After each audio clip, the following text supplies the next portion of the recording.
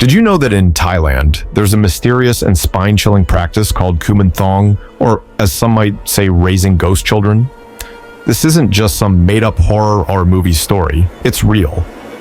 Kuman Thong are believed to be the spirits of unborn children, summoned through ancient rituals.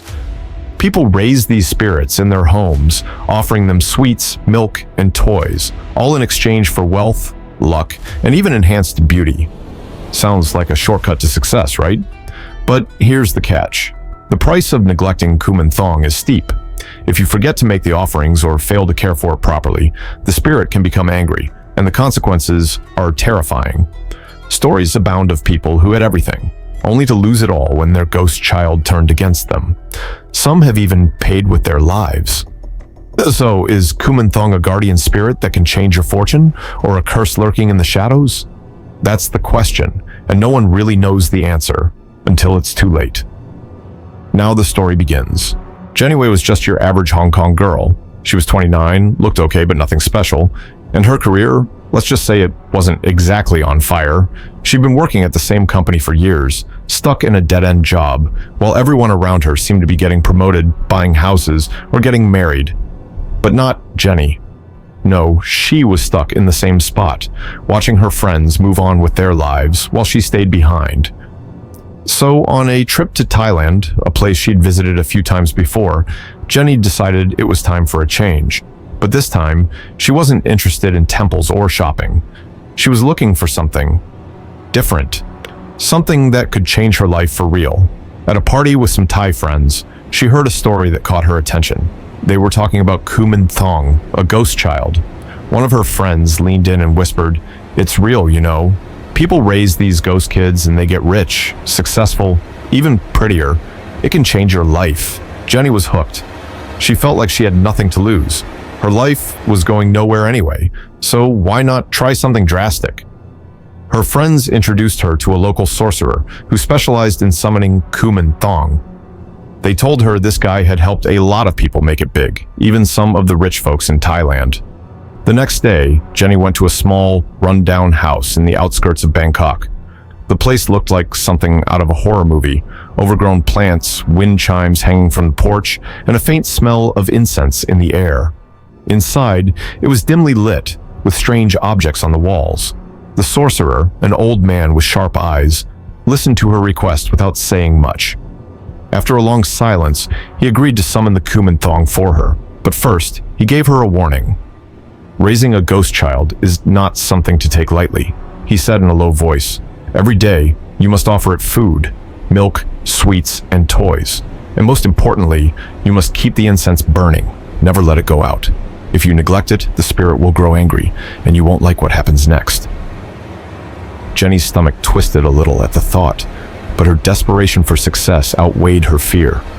She nodded eagerly, willing to do whatever it took. The sorcerer led her to a smaller room where a shrine was set up. The air felt heavy, like something unseen was watching. From a dusty shelf, the sorcerer pulled out a small glass jar. Inside was the shriveled, golden leaf-covered body of a baby. It looked almost like a doll, but Jenny knew it was something far more sinister.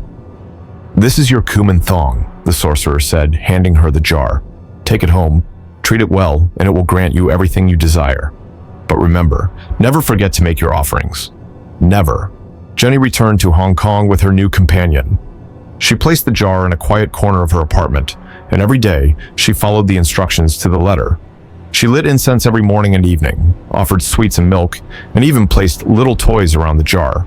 And soon enough, things started to change.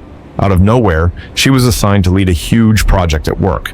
The project went off without a hitch, and suddenly everyone was talking about her. Her bosses noticed her for the first time in years, and before long, she got a big promotion and a raise. Her income shot up, and with it, her confidence. But it wasn't just her career. People started commenting on how much better she looked. Her skin had cleared up, she was glowing, and even she could see the change in the mirror. And as if that wasn't enough, she caught the eye of a rich guy, young, good-looking, and totally into her.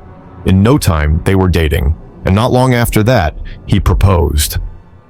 Jenny was living the dream.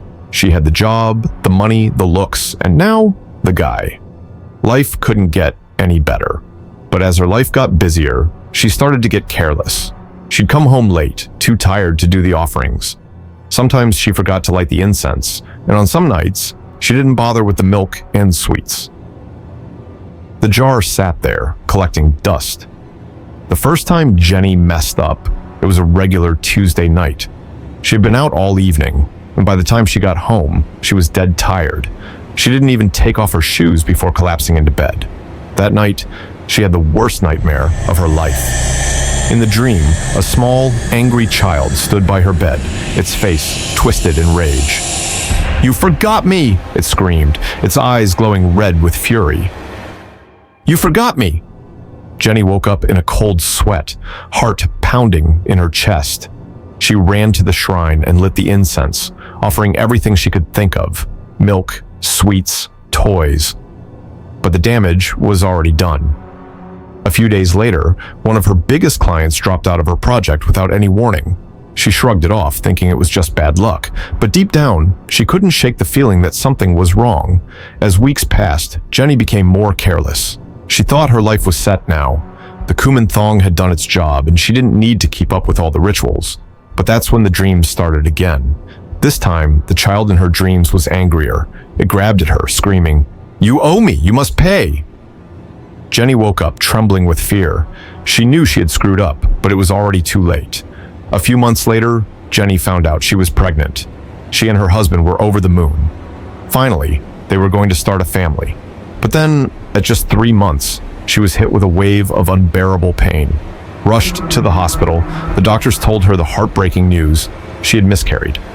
Jenny was devastated, but the doctors reassured her that it was common and that she could try again.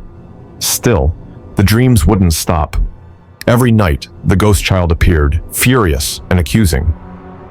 "This is mine. You took it from me." When Jenny got pregnant a second time, she was terrified. She tried to be careful, but at the 3-month mark, she miscarried again. And this time, her body started to break down. Her skin, once glowing, became pale and lifeless. Her hair fell out in chunks. She looked like she had aged 10 years overnight.